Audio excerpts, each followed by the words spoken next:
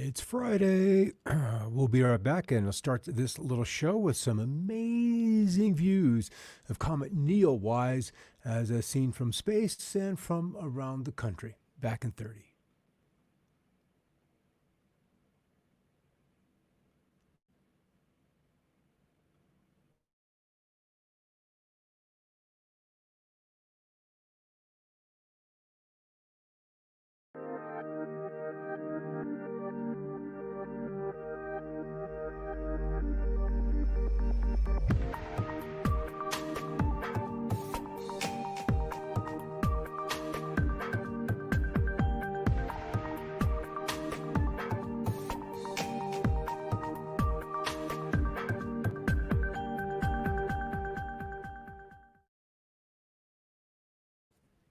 Hello, everybody. Scott Stevens here with a look at some of the weather around the country and a little glance at the world. But it's Friday. We're all kind of anxious to get out there and enjoy what should be a pretty nice weekend. Heck, it is the middle of summer.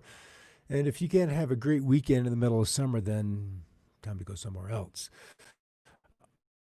Uh, we've got two stories. Comet Neowise, as I mentioned off the top of the show, that's kind of cool. And for the astronomer in me, and I must admit, I got interested in astronomy just about the same time as weather. I remember Dad taking me out one day after he was a coach. And in this particular case, we lived in Gallup, New Mexico. So this would have been the mid 70s. And as we got home from his ball practice, he knelt down beside me and pointed up the sky and showed me Orion. I was no more than 9. I could have been 8 years old, but certainly no more than 9 because we had moved from New Mexico by the time by the time I was 10, we were already in Idaho. So I remember it being New Mexico, so I was probably 9 at the time, and that sparked my interest in astronomy. And I was already deep into planes, building model planes and so forth and so on. So for some reason, one way or another, I was always going to be looking in the sky. That was just kind of the future that I had ahead of me. So I'm going to pop over here, and we're going to go to space, and I'm going to go full screen just because it's so bloody cool. And we'll take this full screen, and this is from the International Space Station. And we know that they orbit the Earth once every 90 minutes. And so they see, what is that, something like 9, 10, 11, 12 sunrises in a particular day. It's actually even more than that. But there's the comet rising right there. And if we had a little broader perspective, we would see the bright star Venus rising inside of the constellation Taurus as the sun now moves from Gemini into Cancer. But this is not the only location that we'll get to see the comet from. So very, very cool. We'll let it run one more time. There it is. So that's kind of what it looks like, and even from 300 miles up in space. However, Comet Neowise shining bright this morning in Huron County, Ontario. Visible to the naked eye, definitely worth waking up for at 3:30 a.m. And you need to be up right about the time that twilight breaks. And that tends to be about 90 minutes prior to your local sunrise.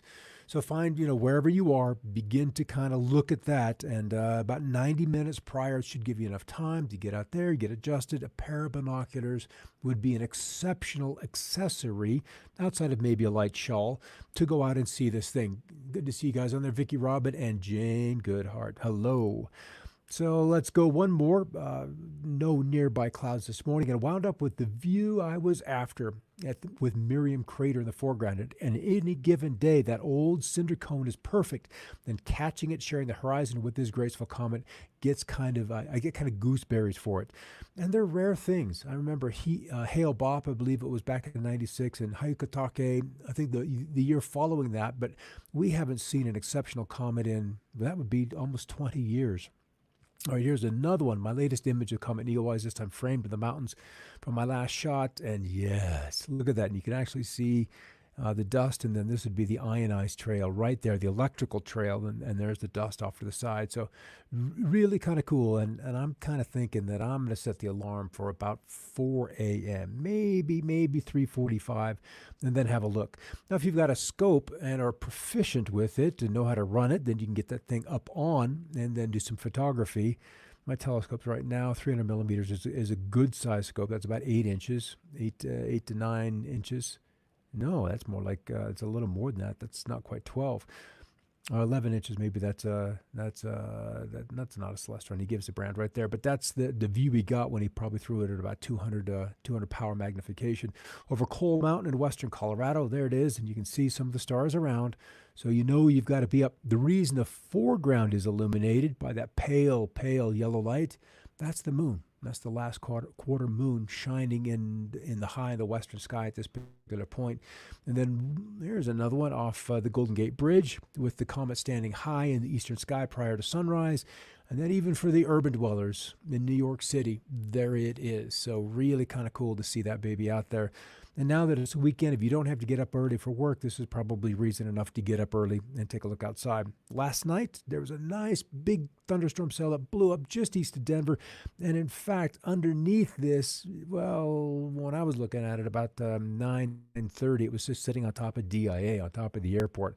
And then somebody airborne was able to get that picture of that particular cell over Denver. And now we're looking at Faye. We are already to the F, so that's A, B, C, D, E, F, the sixth storm. And it's just not even really, well, we're kind of there. We're now at mid-July, so this is exceptionally quick to get to 6 named storms. However, they've all been weak, and maybe we be blessed with an occurrence of the year. This morning, that post about 5 years old from Mike Seidel, Tropical Storm Faye left Rehoboth Beach, Delaware, with some beach erosion and tidal pools. Nearby lows gusted to 49 miles an hour in Ocean City, Maryland, picked up 5.5 inches worth of rain. Tropical storm warnings remain along the Jersey coast, New York, and Long Island, and the Weather Channel coverage continues. And then if you're not on the East Coast, that's where the marginal risk for severe weather is. Otherwise, we're looking at some big boomers. Northeastern Oklahoma, which the Supreme Court just ruled was Creek Nation territory. That's going to be an interesting judicial, legal, jurisdictional issue we're going to see come up for Oklahoma in the next. And yeah, that's kind of where I end this thing. So what we're looking at on the northeast, on the Jersey coast, Rehoboth Beach, on up to Ocean City, Maryland, that's going to be down here. But we've got some 3, 4, 5-inch rainfall total, so they're kind of healthy.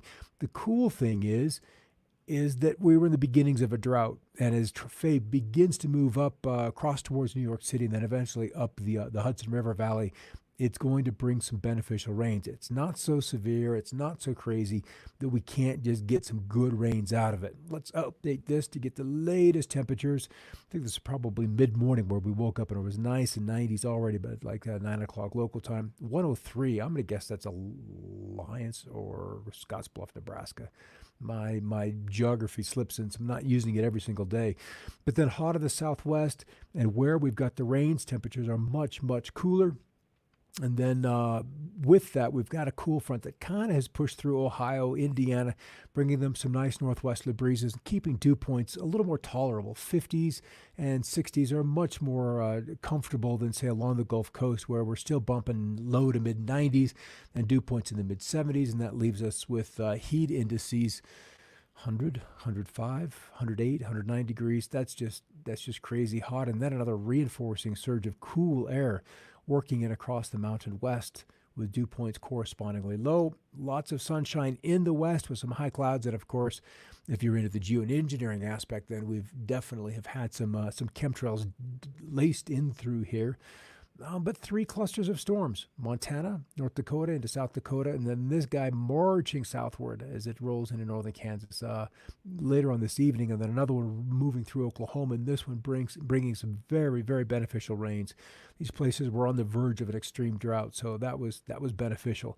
And then we still have Faye. There's the close-up. There's that circular center with wind 40, 45, 50 mile an hour tops as it did move ashore on the central Jersey coast, not quite Atlantic City, just south of there, and then continues to roll inland with lots of rain moving in. And as we said just a moment ago, with dry conditions up in New England, this is some beneficial rain. There's our thunderstorm action as seen by radar. We'll do a little bit of a close-up here, and so there's the rains. And from York, Pennsylvania, you're on the fringe of that.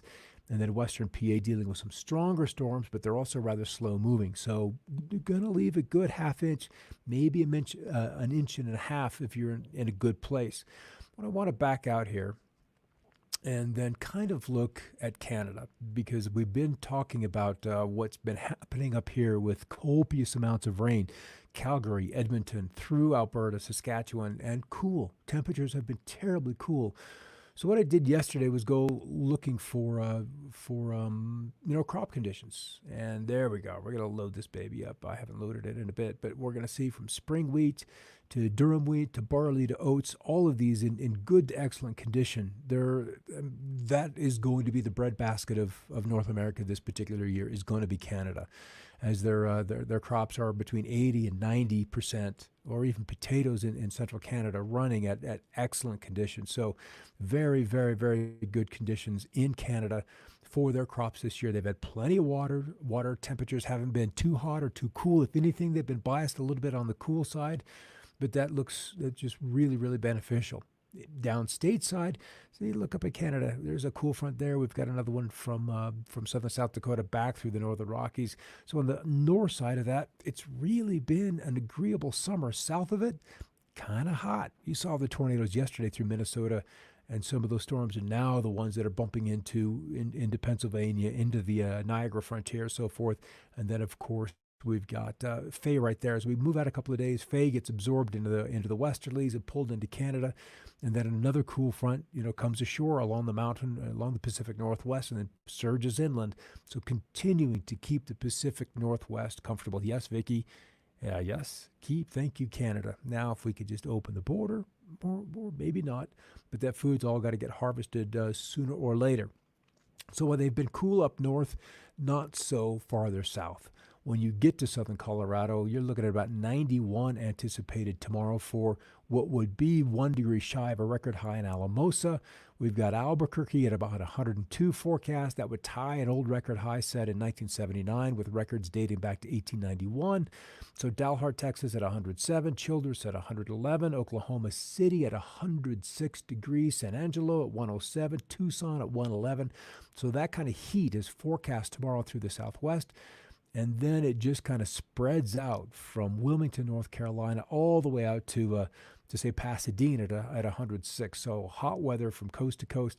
Where is that 96 in is that Denver? Is that Laramie? Is that Cheyenne?